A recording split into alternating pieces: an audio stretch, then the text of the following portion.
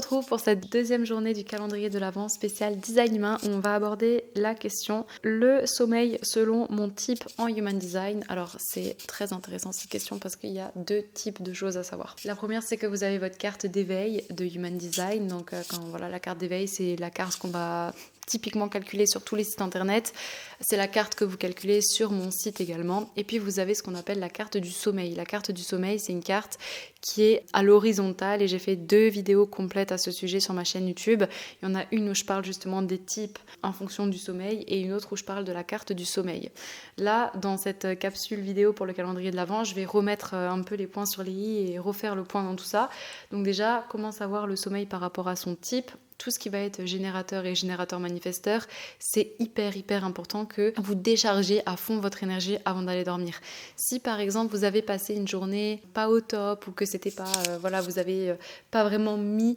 votre énergie vitale dans quelque chose qui vous fait vibrer, qui vous anime, etc., c'est clair que vous n'allez pas du tout réussir à dormir ou que vous allez beaucoup vous retourner le soir avant d'aller vous coucher parce que ça va être plus compliqué de trouver le sommeil en fin de compte, d'accord ? Donc si vous êtes générateur ou générateur manifesteur, pour vous, la clé, c'est vraiment déjà de vous poser la question, est-ce que dans ma vie, j'ai l'opportunité de générer de l'énergie dans un travail ou dans quelque chose qui me fait réellement vibrer, qui me met en joie ? Et si effectivement c'est le cas, eh bien normalement à la fin de la journée, vous devriez vous coucher totalement satisfait, plein de joie. Mon Dieu, j'ai vraiment fait des activités qui me mettaient en excitation, puisque le générateur ou générateur manifesteur, il est drivé par la joie, par l'excitation. Et du coup, il trouve après plus facilement le sommeil quand il a vraiment vidé son énergie. Mais encore une fois, vous pouvez faire des choses que vous aimez et vouloir aller vous coucher alors que vous n'avez pas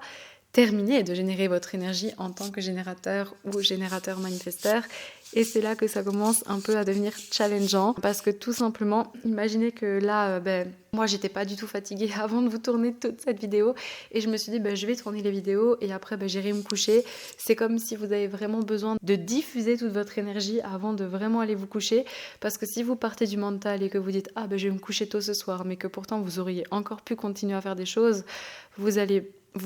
dans votre lit, mais vous n'allez pas réussir à trouver le sommeil. Donc ça, c'est le premier conseil pour générateur et générateur manifesteur. De toute manière, je vais vous remettre dans la description les 2 vidéos que vous pouvez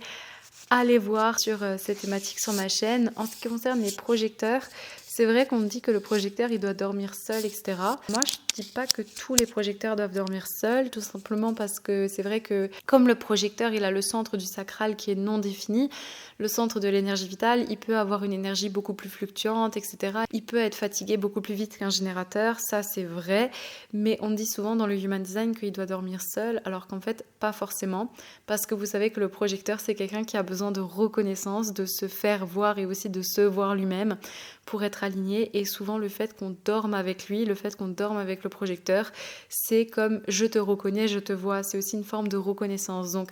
c'est vrai que le projecteur, c'est plus intéressant qu'il ait un moment pour lui, soit avant de se coucher, soit au moment de se réveiller. Pareil pour le manifesteur, lui, c'est très important qu'il ait eu son moment de paix avant d'aller dormir ou le matin quand il se réveille. Le mieux, c'est quand même avant d'aller dormir, qu'il ait la possibilité de se purifier des énergies des autres dans la journée. Donc, soit de se retrouver seul, d'aller bouquiner, d'aller regarder un film, mais vraiment de continuer à faire quelque chose, mais de manière beaucoup plus posée et quelque chose pour lui dans son aura où il peut avoir la paix.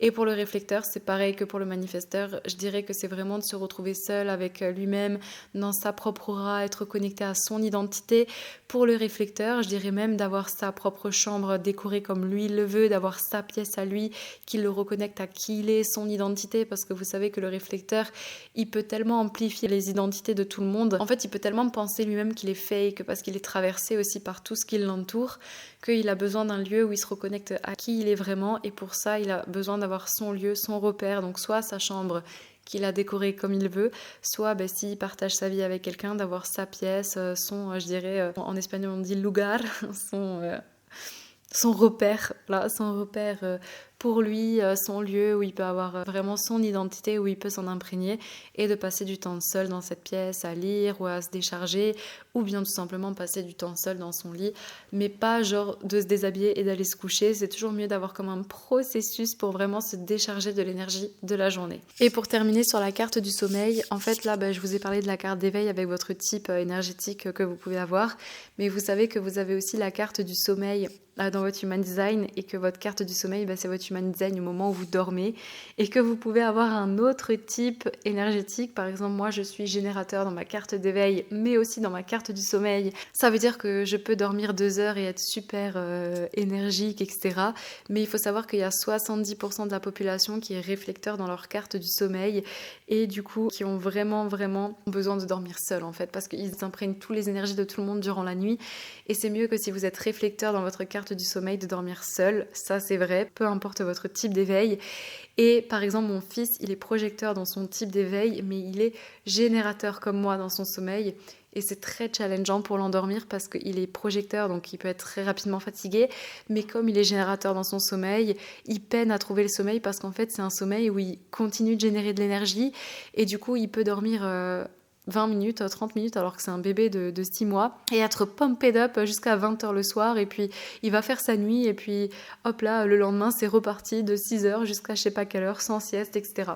Donc je vous ai remis les liens des 2 vidéos que j'ai fait sur le sommeil, allez les voir et encore une fois pensez que vous pouvez vous inscrire au calendrier de l'Avent que j'ai fait l'année dernière sur le Human Design que je vous fais une offre pour cette année où je vous le mets à moitié prix. Alors bien évidemment si vous avez déjà souscrit à ce calendrier l'année dernière c'est le même contenu mais pour toutes les nouvelles personnes qui veulent commencer à intégrer le Human Design à votre thérapie ou que vous voulez aller plus loin dans votre propre design humain, allez dans le calendrier.